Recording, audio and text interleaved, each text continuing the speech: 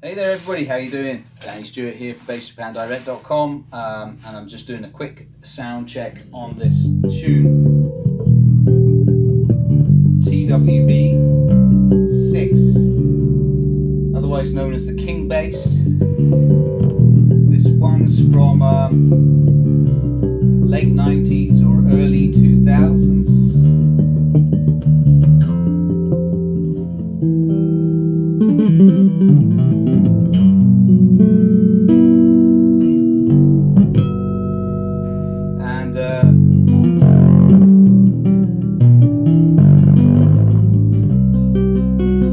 I'm just playing on the front pickup right now. That's with the bass mid, full up, and the treble at notch. It's got a lot of tone scope. What happened was originally the preamp on this was not working. I didn't know why. So I put in a different preamp in the interim, and I never really got round to getting it going properly. So what I realized the other day was that apparently it can be the battery connection to the circuit board on the original preamp that causes the problem. So what I did was I just repaired it by hardwiring the battery supply to the circuit board, taking the clip off and just hardwiring it, and also hardwiring the outputs to the jack output as well. And guess what? It works. So now you've got the original preamp on board, and it sounds wonderful.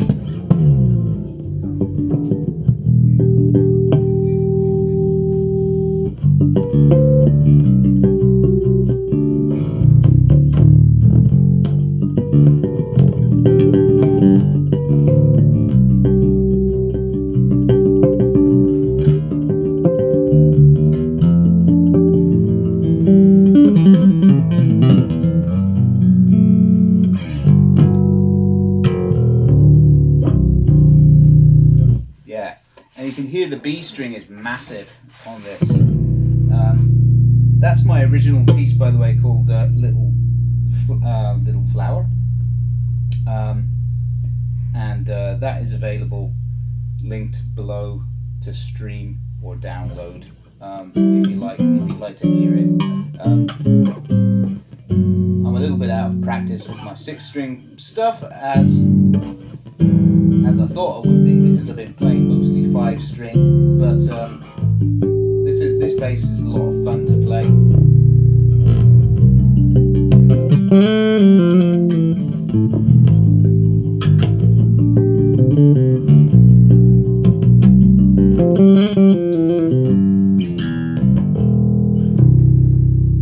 Wow, huge B. So that was just the front pickup, actually, everything.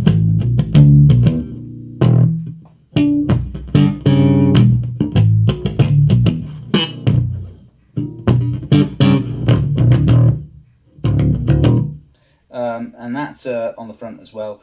Let's go balanced and do the same thing, everything turned up.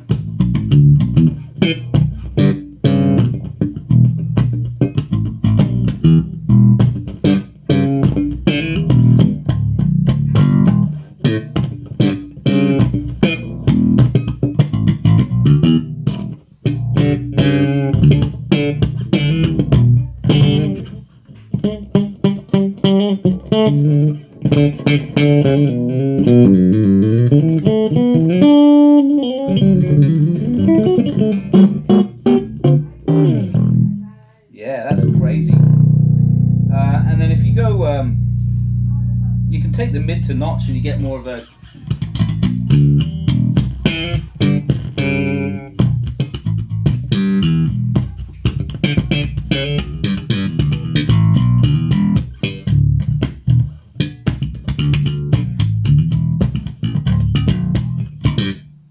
you know, little bit it's less aggressive, and you get the kind of more smooth, well balanced, slightly glassy tone. It's a very modern sounding bass, and the rear pickup's gorgeous as well, because the body is actually mahogany, which gives you that nice creamy tone. So let's go with the mid up and the treble at notch on the rear pickup.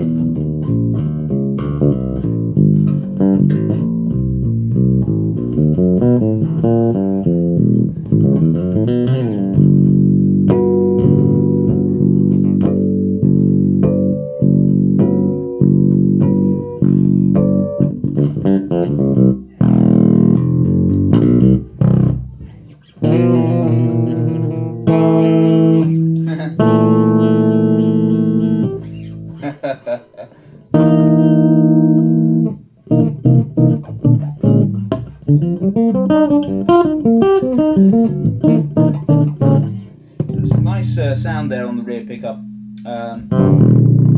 For me, if you add the treble, it's a little bit too crispy.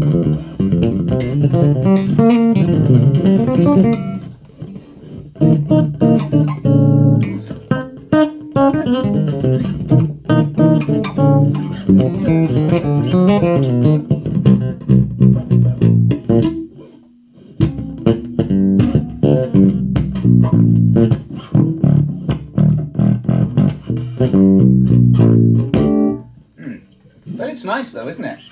I mean, the whole thing's it's a very nice bass. You know, I love these. I love the look of these things as well. This one's got it's got its bird's eye maple top. The grain, the figuring on it is not so prominent on this particular one, with the matching headstock in this beautiful kind of cherry burst. And that top is actually multi-layer. You've got bird's eye maple, and then you've got an accent going around there, and then you've got a layer of maple, I think, and then another accent, and then you've got the mahogany. So it's quite complex in terms of construction. You've got a brass nut on this one, the ebony fretboard, medium jumbo frets, so they're quite wide, with a relatively flat crown. And yeah, the soap bars, which sound great. And then the switch. Yeah, like I said before, I had installed another preamp in the interim. And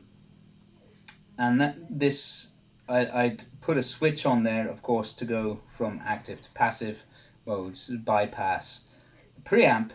But what I decided to do with this one is just to have a switch so that you can leave it plugged in, but you can disconnect the battery, right? So when you turn it off, it makes a bit of a noise as the preamp disengages. But what it is designed to do is just save your batteries.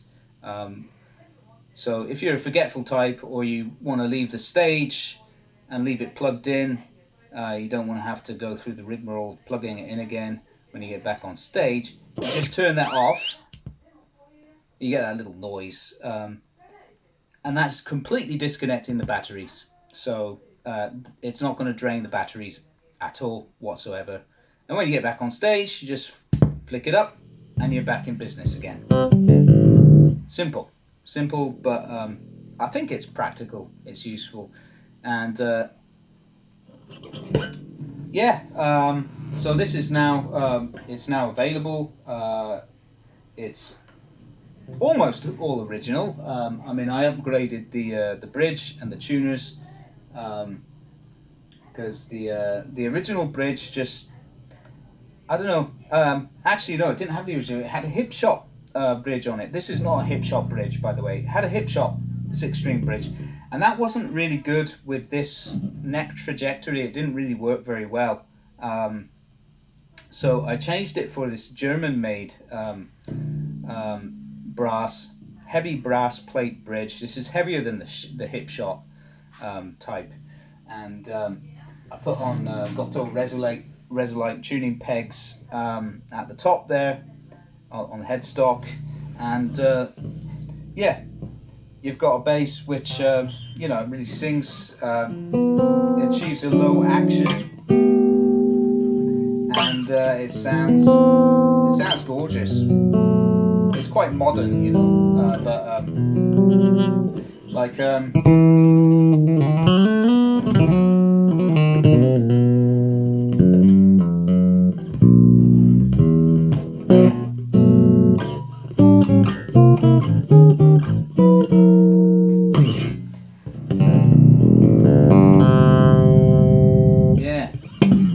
Anyway, I think I've gone through everything that you need to know about this. Truss rod axis is up there on the headstock, and that's still fine. Yeah, condition wise it's B+. It does have a few dings here and there, but it's otherwise nice and shiny and tidy, and it's lightweight. You know, my only gripe with these tuned TWB is the shape is not practical if you just want to have the bass on your lap without a strap. You know, because of this horn, it doesn't really sit well on your lap, but it's fine on the strap, perfectly comfortable.